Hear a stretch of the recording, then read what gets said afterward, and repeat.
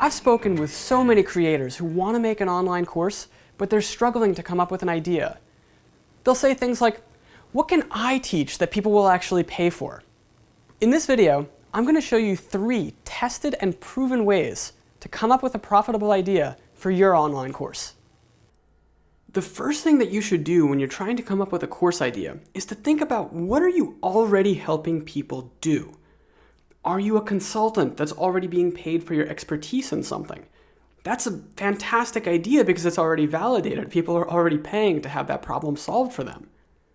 Or are you the go-to person at work for solving a particular problem? For example, we had one creator that I met last year who for years had been the go-to person at work for Excel questions. Anytime anybody had a question about macros or formulas or templates, they'd always come to her. Until finally, one of her coworkers said, "Why don't you just build a course about this stuff? I'd be the first person to buy." And now she sells a course about spreadsheets to thousands of people. Third, do your friends or neighbors ask you to help them with something in your free time? Courses don't have to be work-related. Do your friends or neighbors ask you for help with travel planning or finding great flight deals, organization, or rooftop gardening? All of those are examples of profitable course ideas. And finally, have you done something hard that you had to learn how to do? Now that might sound really simple, but it's actually really helpful for a lot of creators to think about this, because if you've learned how to do something difficult, you probably learned how to do it the hard way. Through lots of trial and error, lots of research, you probably sifted through tons of information online and in books, trying to sort the good from the bad. Chances are, somebody else wants to learn how to do that too, and by creating an online course, you're just creating a shortcut for them to learn that faster.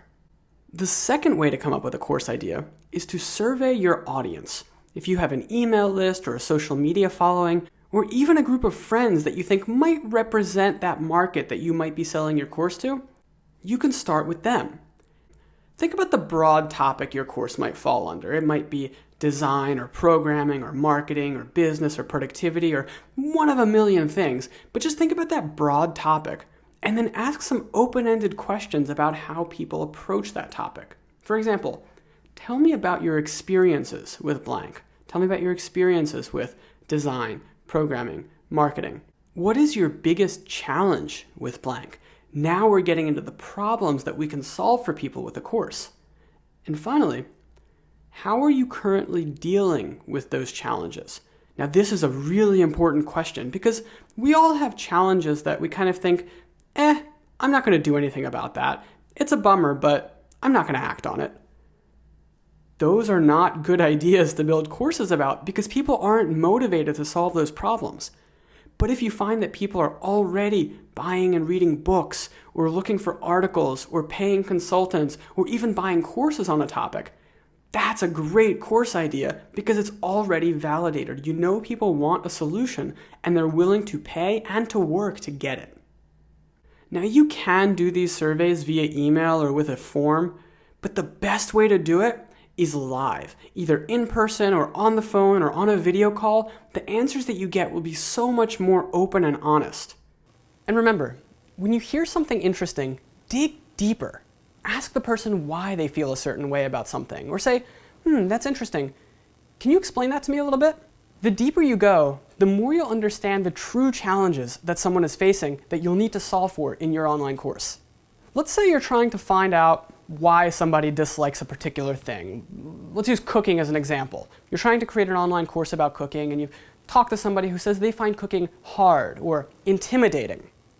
Now that's good, but that's not really deep enough for us to be able to create an online course about. We don't know what specific challenges to solve. And so you push on. Interesting, you say. What is it that you find so intimidating about cooking? That's when you start getting into the real insights. And it may be things that seem simple to you, like they're afraid of complicated recipes that require a bunch of ingredients or tools that they don't have, or they hate washing dishes, or maybe they're afraid to cut themselves chopping an onion because they heard about it happening to their grandma's mailman's friend one time. See how much deeper these responses go? When you really understand your students' fears at this level, you can actually help them overcome those fears and find success in your course. But if all you know is that they find something hard or intimidating, where do you even begin to help them? The third way to find a profitable course idea is to go out and to find a gap in the market. I'll show you what I mean by that. First of all, think of that broad topic again, that broad umbrella topic that you think your course topic might fall under. Second, we're going to go to reddit.com. Now, why Reddit? Because Reddit is the 6th largest site on the planet. Statistically, there's a very good chance you've been on Reddit today. Reddit has millions of active users, hundreds of thousands of comments posted every month, and if there's a conversation going on about the problem you're going to end up solving, it's probably going on Reddit. So we're going to go to Reddit and mine it for great course topics. But we're not going to go straight to Reddit. The first thing that we're going to do is start with Google. We're going to type in reddit.com plus our umbrella topic. Now for this example, I'm using cooking, but use whatever you're thinking here. And what Google is going to return is a bunch of subreddits, that's what Reddit calls its communities, that are relevant to your topic. All we're doing at this point is taking those subreddits and throwing them into a spreadsheet. Don't worry about starting the spreadsheet from scratch. You can download a template right below this video.